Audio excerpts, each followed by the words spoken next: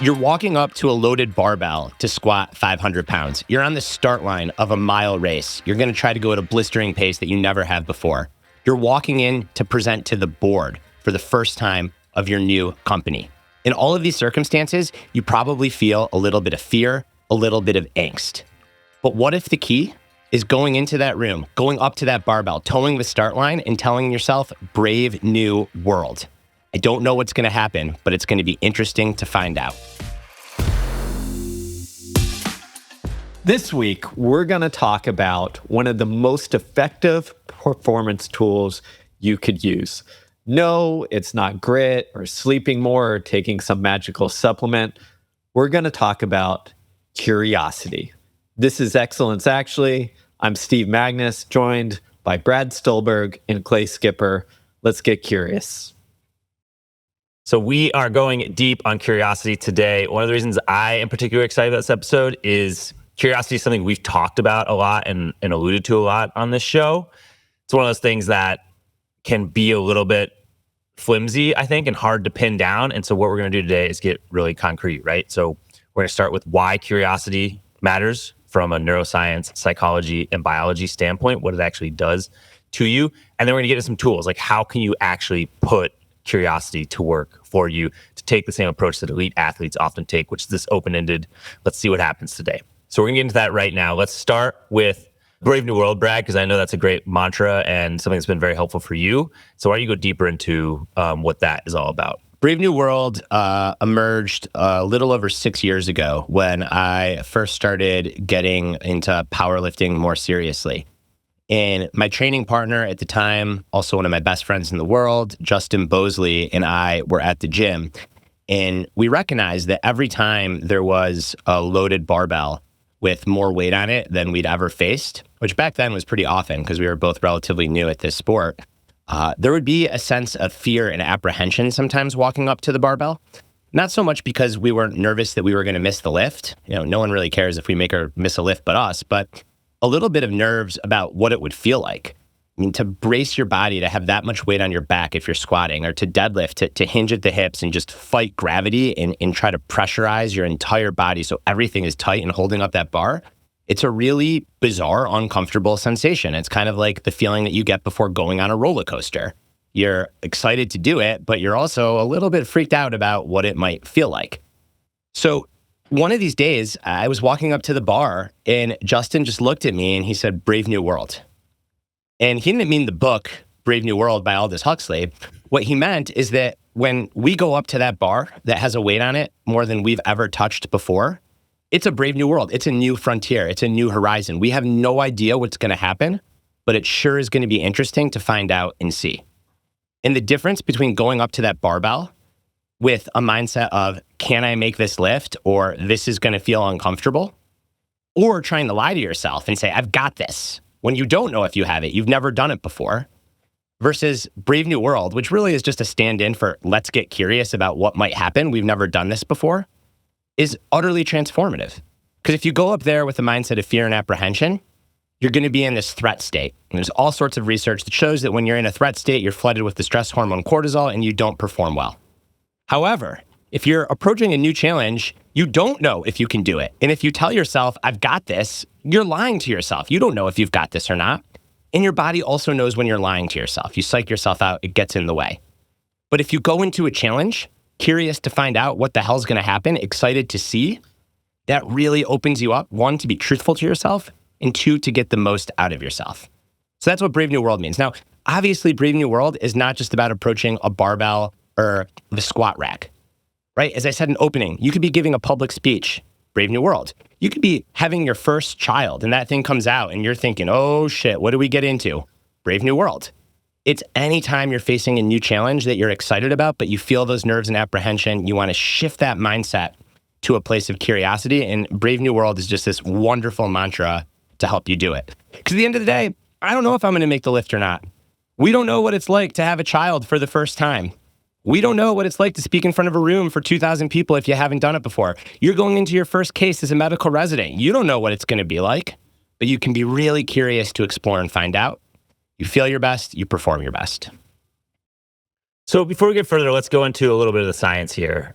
Steve, can you take us into the science of what actually happens when we get curious? Let's do it. And to get there, I want to outline an experience that is familiar to every single parent out there. Your toddler or baby is melting down. Whatever happened, there's pure panic, crying, sometimes even rage where they're just throwing a tantrum, throwing themselves on the floor. And you're thinking, oh, dear God, how do I get them out of this? And if they're young enough, what often works is if you dangle those keys in front of them or get them to a light switch where they can turn it on and off. And all of a sudden, that tantrum flips from, oh, dear God, the world is ending to, oh, wow, this light goes on and off when I flip this switch. And what you've done is activate or switch those pathways that you just mentioned. According to neuroscientist Jan Panksepp, he found that there's 7 emotional kind of networks or pathways that include things like seeking, rage, fear, lust, care, grief, and other things. And what he discovered is that you essentially can't have both pathways, the seeking and the rage or fear pathway, on at the same time. So if you're experiencing that meltdown and your rage and fear is going crazy, if you can get curious and activate that seeking pathway, your brain kind of flips. The other thing that's really interesting here that occurs as well is that curiosity broadens our worldview. So often, what happens when we're in that fear or rage sense, we narrow on the threat before us. We see that barbell and our brain goes, oh, dear God, this is so heavy. How in the world am I going to lift this? If I don't lift this, my lifting partners are going to think I'm weak. How am I going to send that video to Steve if I'm Brad, if I don't make the lift? You start to panic. You start to freak out. It narrows your world on the threat. Curiosity is expansive. It broadens us out. It allows us to say, okay, I'm going into a new area on the map. I don't know exactly what I'm going to experience, but let's see what's there. And even if I fail, that's new information to utilize. I think there's one more important thing to mention, which is, yes, Steve's giving me a hard time, but even if I don't really care if I make a lift or not, like I'm not a pro athlete, right? The only people that are watching me lift is me and who's ever in the gym. The feeling of discomfort itself can raise that threat alarm. And ancient wisdom traditions have known this long before neuroscience. So Clay, you are the most expert meditator amongst all of us. And when you're sitting in meditation and you feel pain or an uncomfortable sensation, what is like one of the first teachings to do? Investigate it. Investigate it. Get curious about it. And no one cares that you're feeling pain. You're not even allowed to talk on these retreats. So no one possibly knows that you're feeling pain.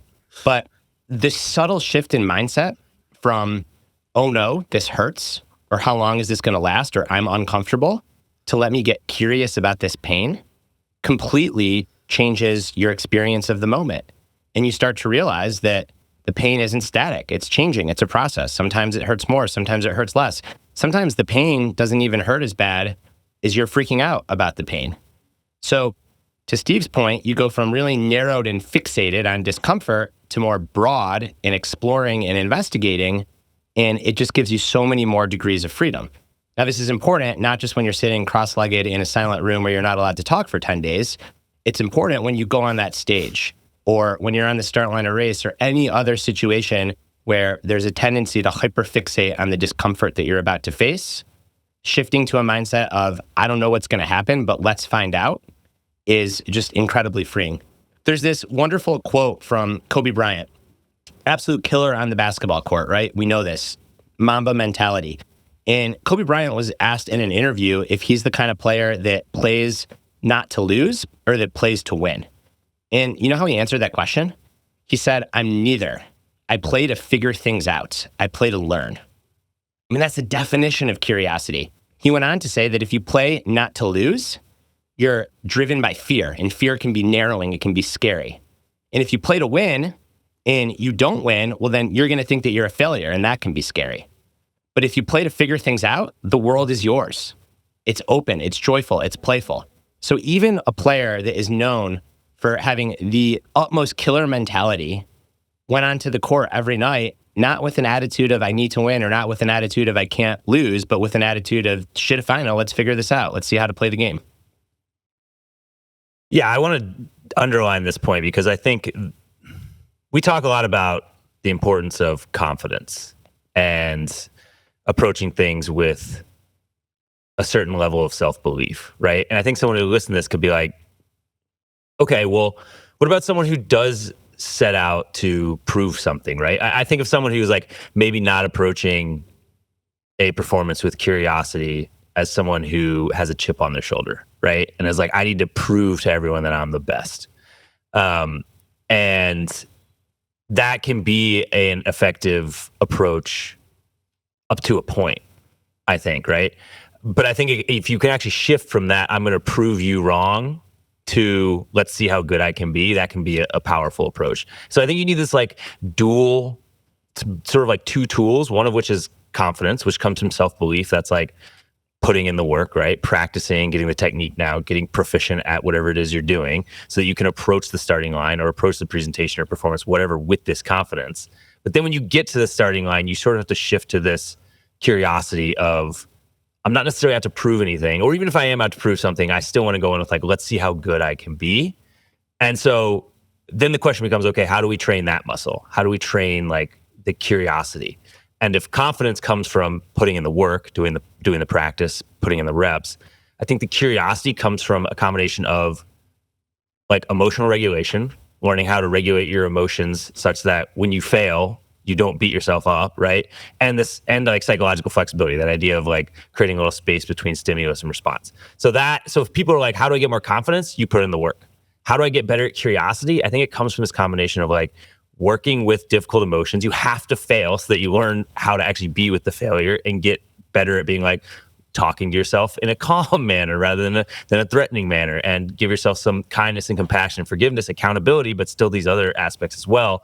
And when you combine those two, I think that's when athletes like really unlock something special, right? Because you have the confidence and the self-belief, but you also have this like, if I fail, I'm going to be okay, as opposed to if I fail, I'm going to be so screwed. And that fear is where you can really get into like some bad traps, I think. So this is where I think Michael Jordan did everybody a disservice.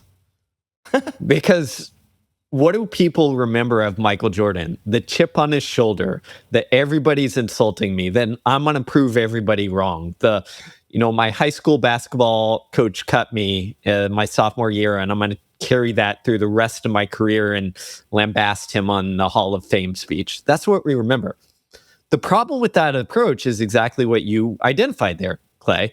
For 99.9% of people, what does that do? It surfaces some of that fear that I have to prove people, and if I don't, that means I'm not worthy. Now, Michael Jordan might have been able to get away with it on the basketball court, not so much maybe in other endeavors in his life, but most of us can't, because it tips the balance towards fear, towards avoidance, towards like feeling the pressure and anxiety, which tends to narrow us and make us kind of choke instead of perform at a high level. I think what you're getting at is the nuance that both Kobe Bryant is getting at and that most high performers do, is that we need this duality of tools. I was talking to a professional actress who put it like this. She said, in the dress rehearsal up to the thing, I need to over prepare, be meticulous, have almost that chip on my shoulder that I need to prove that I'm here. And then once the lights go on, I need to let it all go and get curious about the scene and the person and the people sitting across from me, and just trust that I can do the thing.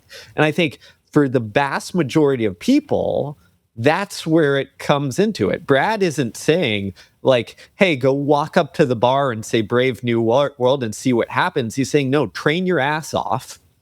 And then when you're tackling something that puts a little bit of fear into you because you haven't gone there before, you're not sure if you can lift the bar, then to take that fear down a little bit, you go get curious, you go explore, you give yourself permission to fail, essentially. And ironically, that frees you up to do the thing instead of going to the bar and saying, I have to lift this. And if I don't lift this, I'm a failure. Very few people perform at their best in that state. The reason I like that so much is because I heard another actor talking the other day, and they were talking about how in rehearsal everything they're doing is reacting. You're sort of like just reading the script, right? And the person has what they say, and you react with your line, and then they're like, but when I'm actually acting, that's when I'm responding. And like and I love it because we obviously talk about like respond, don't react all the time, and it lines up perfectly with what you just said, Steve, which is like in rehearsal you're just saying the lines, but then in the actual act of acting, if you're doing it in the right way, you're responding sort of like thoughtfully, constructively, from a place of open-endedness rather than just following the script. Yeah, I mean, all these things point at the same truth, right? This is no different than the four models of competence, where conscious competence, you're thinking deliberately, you're trying really hard, comes before unconscious competence, which is when you let go and you say brave new world and you go and you be curious. I think it's worth taking listeners behind the scenes a little bit for some nuance, because Steve and I this morning had a really good conversation about this topic from a slightly different angle, very much related to our newsletter this week. So if you haven't yet read the newsletter, read the newsletter. If you're not subscribed to the newsletter, subscribe to the newsletter. It comes out every week. It's great. We'll put it in the show notes. This week's newsletter, we talk about the pitcher Troy Melton. Troy Melton got his first MLB playoff start for the Detroit Tigers. He's 24 years old, on the road in Seattle, a super hostile environment. And he was doing great. Through 4 innings, the game is 0-0. And then in the 4th, he's facing the thick of the Mariners lineup, and they are really good. And he gets absolutely rocked for a home run. And then the next batter he faces, he gets absolutely rocked again. And the only thing that saves him is the maritime air of Seattle. I mean, this ball was caught inches away from being out of the park. No real estate left on that warning track. And the camera crew goes to Melton, the pitcher. And you might expect for him to have his glove in his face or his shoulders hunched over. What's on Melton's face? He's got a grin from ear to ear that makes him look like the Joker in the Batman movie. And in that moment, what Melton is probably saying to himself is some version of the odds are against me. I'm a rookie on the road facing the best lineup in baseball. I've made it 4 innings. That guy just rocked me and I just got really lucky. Fuck it. Like, let it rip. And then he went back to dealing heat. And I think that this is so important because earlier I mentioned the difference between a performance approach and a performance avoidance mindset. A performance approach mindset is, again, when you're playing to win. You're open, you're expansive. A performance avoidance mindset is when you're playing not to lose. You're fearful. Now, to Clay's point, if you have earned the confidence and you're really good and you have reason to believe that you're going to win, then you can adopt a performance approach mindset relatively easily. But if you're Troy Melton and you're facing the Mariners, you'd be lying to yourself. Like, odds are you are going to get rocked in that situation. So then the question becomes, how do you stay open? How do you stay free, even in a situation where the odds are truly against you? And this is where I think that brave new world, that fuck it, let it rip, whatever the mantra is that just helps you be playful and be curious, goes such a long way, because it shifts you into that playing to win attitude, even when perhaps the odds are against you. And now I called Steve and I told him this, and I said, edit the newsletter, all this, add your own stuff, blah, blah, blah. And then Steve says, yeah, but you know what's going to happen? And I said, what? He's like, people are going to hear this and they're going to think, oh, sweet, I've done no training. I can just go pitch in game 3 of the ALCS. And Brad said, fuck it, let it rip. Like, I can just let it go. And, kind of like the let them theory, next thing you know, we'll have the fuck it, let it rip theory. And people that have done no work will say, well, Brad said, even when the odds are against me, all I have to do is say, F it, let it rip, and then I'll be fine. And that's where the nuance comes in. Like, Troy Melton did a shit ton of work to get to that place. But then when he's there, whether the odds are against him or not, you kind of have to flip that switch and say, like, I'm just going to give it a whirl. And you have that smile of a Joker. And you know what ended up happening? Melton went on to get the next 6 outs. Tigers won 3-2. Also, you got to develop the skill, I feel like. Like, sometimes you are not going to be able to get curious and you just fail and you fall flat on your face. And as comedians say, you learn to love the bomb, right? Some of the stuff you can't think your way into, you have to have the experience, right? And so some of this is just getting used to failing, feeling how much it sucks, berating yourself if that's your tendency, learning how to be a little bit softer, and over time, like getting used to failure such that you're not so scared of it, right? Some of this you can't just like flip a switch and do. It takes some experience. Yeah, I think you're spot on. And I think what it is, Clay, is we talk about these things and people think like, oh, I'm just going to say Brave New World and I'll be good. Yes, yeah. But the reality is that activates a mindset or approach to the thing that you have practiced and that you have trained and that you have developed. One of my favorite stories of this is actually from the skateboarder Tony Hawk, who was like struggling to get the 900 trick that defined him for a while. And one of his fellow skateboarders came to him one day and said, risk not winning. Which means like Tony Hawk was the best of the best at this time. He had all the video games, all the stuff, right? But his friend was giving him permission, like, it's okay. Like, don't try to be perfect. Like, be okay failing. And I think sometimes one of the tools is exactly what you identified there, Clay, which is your relationship with losing or failure is often the thing that keeps you from being curious. Because if you build failure up, if you build losing up to be this big existential thing, then even if you tell your brain, Brave New World, like, F it, let's go, your brain's going to be like, no, Brad. Because if you lose this, you think your parents or coach or whoever are going to hate you. And that is hard to overcome. So often we have to set the stage with it. It's not just like saying the things. It's creating the tools. It's creating the environment where you have coaches, parents, teachers, whoever, who understand that it's okay to take risks sometimes and fall short and then learn and grow from it. Versus, maybe the old school teacher who just or a parent who just berates you. And instills like this avoidance mindset. So I think it's like all of these things coming together is you need to have the permission and the tools to be able to utilize them. And I think the genuine self-confidence, and this is the thing that I do think that you have to earn, and it tends to be hard won. If I miss that lift, like, I've still got my family that loves me. I still got my friends. I still got my craft of writing. Like, I'll be fine. 10 years ago, maybe I would have put more pressure on myself. And to Clay's point, I've missed a lot of lifts, and that's true literally and metaphorically. And every time you miss a lift and you freak out and you realize that the world's not going to end, you have a much easier time learning to laugh at the pressure that you put on yourself. And it doesn't mean that you don't want to win or you don't want to make the lifts or hit the bestseller list or get the promotion or, get the next round of funding any less. You just can hold it a little bit more lightly because you've learned that the world doesn't end if you don't get it. And the great paradox of that is for 99.9999% of people, you actually end up performing better by holding the thing a little bit more lightly. But part of that, again, is, have you been there before? Not at that exact thing, but have you been able to take that shot, right? So I'll give you an example from my own life, okay? My senior year of high school, most listeners know, ran a 401 mile. What they don't know is I came into that season with a 417 best, which is a long way from 401, okay? Long way, okay? But that first race of my senior year, I went out in 60 seconds for the first lap, which is 4-minute mile pace. Maybe it was dumb. I slowed down a bunch the second lap and the third lap, but I ended up running, a PR of 413. The race after that, I was like, well, I've gone out in 60, so why don't I just do it again? And then my time came down to like 408. Then it went down to 406, then to 404, then all the way down to 401.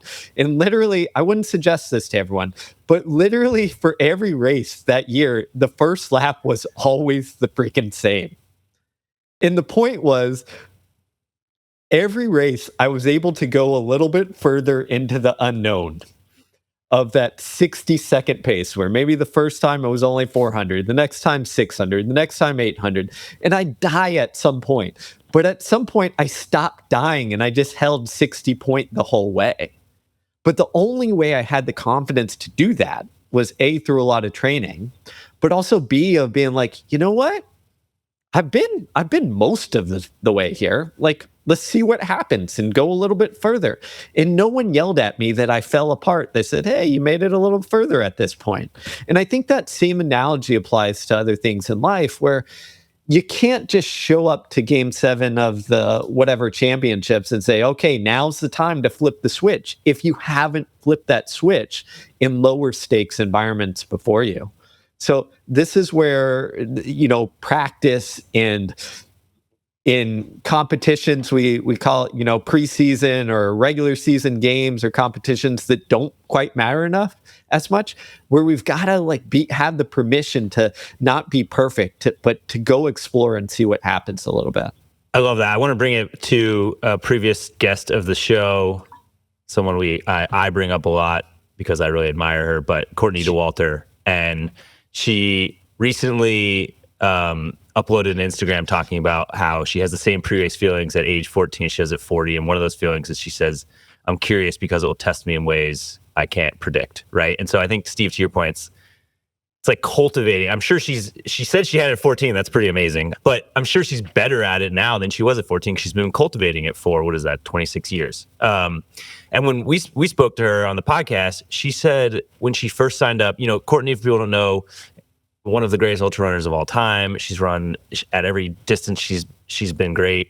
Certainly at 100 miles. And she was talking about she ran cross country, did skiing in high school, but she didn't run a road marathon until after she graduated college, I think. And she said it was purely, I'm quoting her now, it was purely curiosity driven. I'd just seen all these people do these road marathons and insane sounding distances. I was curious, could I be a person who finishes a road marathon? And then she said she kept doing that. She said, and again, I'm quoting her here, okay, I did that. I finished it. She kept going longer distances. I didn't think I could. So what's another thing I can try that I'm not sure I can make it to the finish line of? And that phrasing specifically, I think is so built around curiosity. It's not, she started out with what can I do? But now she got further and further by asking what am I not sure that I can do, right? And it's hovering right on that outside line of where the comfort zone becomes the discomfort zone before you get to the stress and breakdown zone. And she's gotten very good at cultivating this ability to go just outside the comfort zone into this curious zone and expand that outward, right? I don't know if you guys played this, but there was this game I played as a kid called Age of Empires. And basically you build this empire and you have this little map. And at the beginning, you start in the middle of the map and you have a little bit of light on the map that you've explored. And as you go further and further the outer reaches, you get more and more light into the dark areas, right? And that's sort of what this is. Curiosity allows you to start with this little circle of light in the middle of this square map. And you just go out and you discover a little bit more of the forest. You expand your empire a little bit more, right? And you come back to your home base. But then you keep doing that. And eventually, over time, you've scoured the entire map. I love that, Clay. I'm going to have to, teenage Steve playing Age of Empires is all about that. But you know what? A great example of this is actually Courtney Dauwalter just showed us this weekend as we're recording this, is she ran the Twin Cities Marathon. It ran relatively fast. I mean, she's, I think 40, 41, ran 240 something in the marathon. She's stepping out of the thing that she is great at, 100 milers, 200 milers, long trail stuff, and saying, you know what? Screw it. Let's go line up for a road marathon that is going to be way too fast for what she's been trained for, and let's stick her nose in it. Know that she probably won't win. I think she ended up 8th or 9th, and see what's there. And that's the perfect example, again, of going maybe outside of the comfort zone of just go longer, and she's going faster and saying, you know what, who cares if I get beat? This is me following my curiosity to see what I'm capable of and sticking me in a new situation. And I think as we age, we often forget that. Right? We stick in our little comfort zone, which detrains our ability to kind of flip that switch and say, hey, here's somewhere I haven't explored on this map. Let's go see if there's some evil empire that's going to invade us over in this little black area. It comes down to, can you get over yourself and stop taking yourself so damn seriously and get over your ego that's constantly worried about protecting yourself and essentially say, yeah, I want this really bad, but I'm not sure if I'm going to get it. So Brave New World, for those that are more explicit, fuck it. Let's go find out. This does not work if you don't have some sort of strong foundation of like genuine safety. So if you run that marathon and if you don't get under 240, someone's going to take your family or your house away from you. It's very hard just to get curious, right? You're going to be in this scarcity threat mindset. However, if your basic needs are met and you're freaking out about the promotion or you're going to make the team or whatever, I get it. That's fine. I've been there. We're all there. But that gets in your way. The more that you can say, like, shit, if I know if I'm going to make this team, but let's go find out, the better off you'll perform. But that does require taking yourself a little bit less seriously. And that's really hard.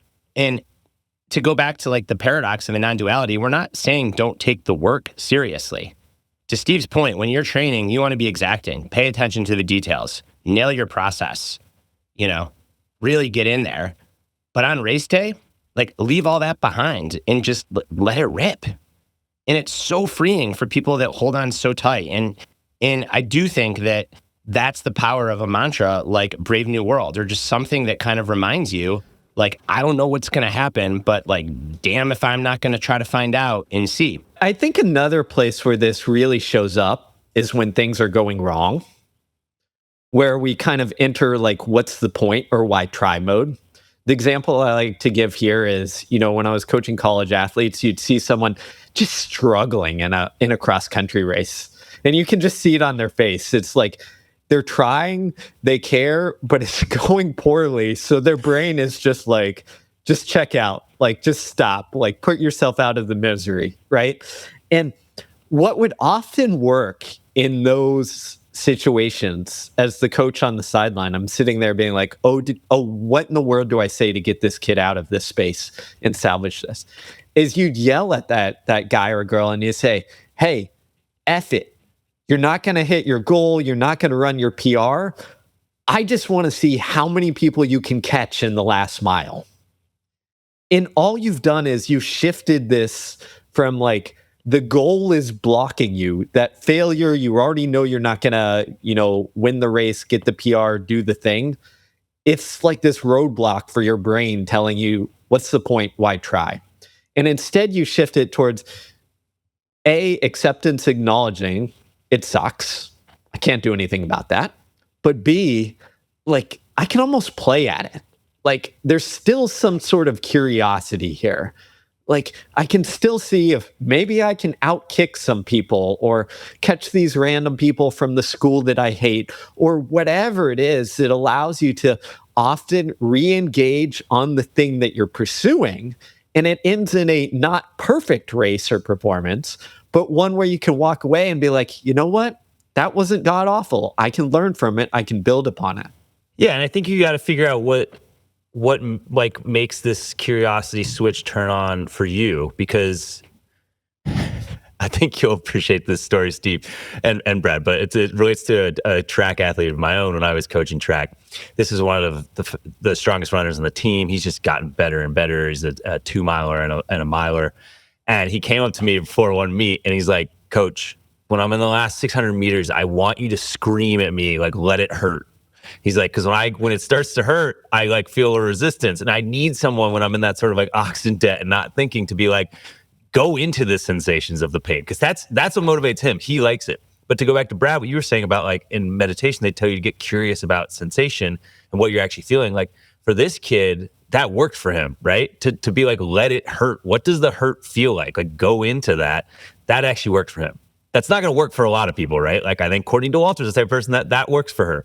That works for this kid. It may not work for you, but it's that idea of like, okay, can you practice? How do I turn on my curiosity muscle in low stakes environments, as we said, so that you get used to like what flips that switch for you, so that when it comes to high stakes, high pressure moments, you can then know how to switch it on.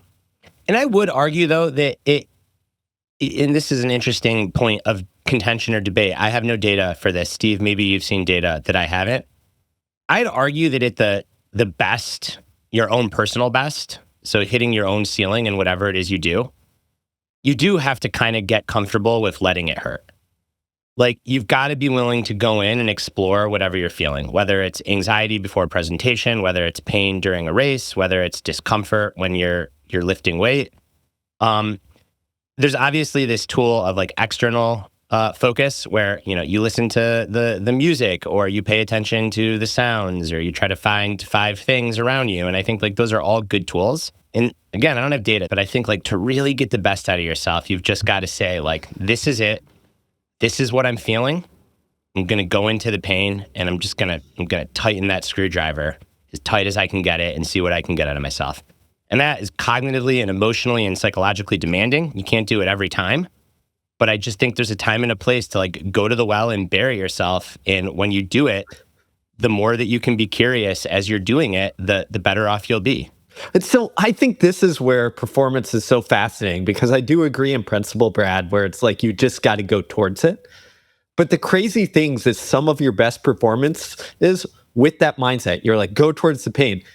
It doesn't hurt at all, right? You have these races where you're like, I know it's supposed to hurt. I can't go any faster, but I'm literally just like in the zone, clicking it off. And like, yeah, it's magic. It's magic. And I think the mistake people make is they think, oh, I perform best when it's magic. And then they expect magic. You don't get to magic by expecting magic. You get to magic by saying, I'm prepared. This is going to hurt. I'm going to go to the hurt. And then you magically find yourself in this place. You're like, oh, it doesn't hurt.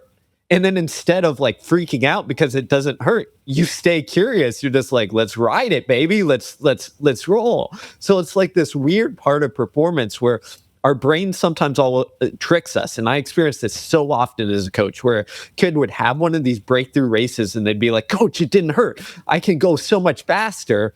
And then next time they'd expect it to not hurt and they'd blow the F up. And then they'd often not perform well because every race they're expecting and not hurt if I can just get in that zone. So I think from a base point, absolutely. You got to expect it to hurt, and you got to expect, hey, I know how to deal with this. The other thing that I'd add, Clay, is I think you're spot on saying you've got to learn and understand how to develop tools to like flip that switch, no matter what comes at you. So for example, when I'm running a race and I'm getting curious, sometimes that's like, hey, I'm going to explore this pain or this feeling. Sometimes it's like Brad said, to externalize it and say, you know what, there are 10 people in front of me. I'm going to see if I can catch that pack and just like narrow my vision on that person and forget about everybody else in the race, and just like almost get curious on like, I've got 400 meters. Can I do this? Right. And I think there's a lot of different ways where you can kind of like learn how to flip that switch. But the way you do that isn't that there's some magic tool that you pull out that works for everybody. It's literally being in practice in the arena and trying all this crazy different stuff until you realize like, okay, most of the time this works. So I'm going to try this time. And if it doesn't, you know what?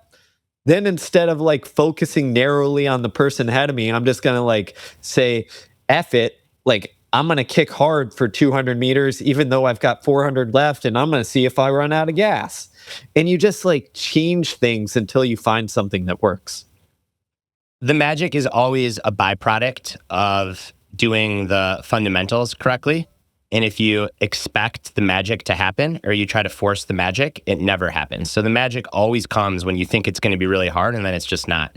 I'm shocked that I'm the one bringing it back to mindfulness meditation. But when I first started meditating, I don't know, 10 years ago, I distinctly remember having this moment where I just felt, it sounds so cliche, but I felt like one with everything. I'm like, I don't know if I believe in God or whatever, but like there is a loving force in the universe and I'm a part of it. And I no longer exist as I'm just like a wave in the ocean, and this is the most beautiful thing, and I'm being held by the whole ocean.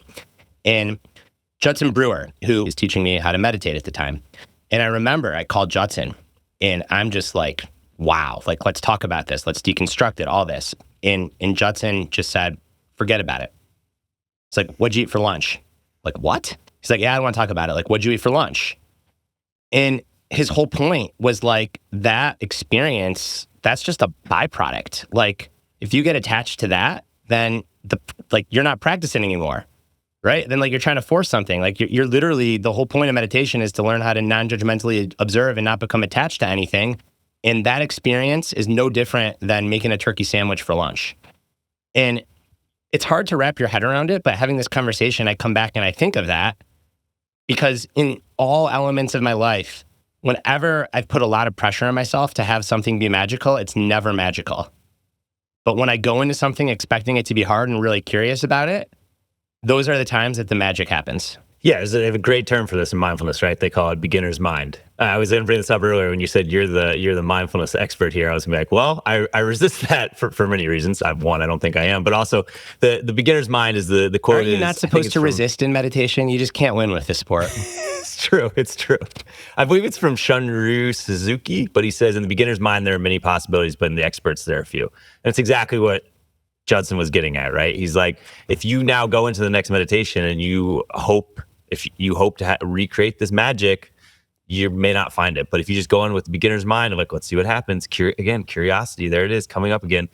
Then every experience can be new, right? And that's I think a lot of what we're getting at here. Whether or not you're going to a basketball game, you're going to a presentation, you've done the work, you've put in tons of reps, you're going to your next triathlon. Awesome. You probably have some expectations of what it's going to be like, but go in with a little bit of playfulness if you can, a little bit of curiosity, and see what happens rather than trying to drive it to a specific conclusion or make reality line up with your expectations. Last very practical tool for listeners, because it's just that, it's very practical. There is some research that shows that when you are in a challenging situation and you might be feeling all the feelings that we talked about, apprehensive, restless, anxious, nervous, fearful, instead of labeling those feelings as something bad, as fear or as restlessness or anxiety, for instance, just pay attention to the sensations in your body and just say, oh, I feel some tightness, or I feel some warmth, or I feel my palms are sweating. And then if you can tell yourself that this is just my body's natural stress response, and I'm about to expose myself to stress, and this is my body getting ready for the challenge and priming itself to perform, then you end up performing better. And this has been studied in athletes, it's been studied in elite swimmers, it's been studied in public speaking. So there are pretty robust findings across domains. And it is a really powerful tool. And again, it takes practice. So the first time you feel really anxious, you can't just say, oh, I'm not anxious, I'm excited. But if you do it over and over again, and you combine it with Brave New World in that mindset, and you just keep practicing it, and you keep putting yourself out there, you keep stepping into the arena and taking on these challenges, eventually curiosity starts to become your default aptitude. And you can really access it. Like it's just reps. It's like anything else. And when you access it, like you feel better and you perform better. So it really is a superpower tool for performance. Because you gave such a great mantra, Brad, and you're giving, I think Brave New World is super helpful before something and during something. I think another mantra that's great, because we talked about earlier, sort of dealing with failure and bouncing back and building resilience. A mantra that we've talked about on here before, I think I got it from you, Brad. I found it very helpful.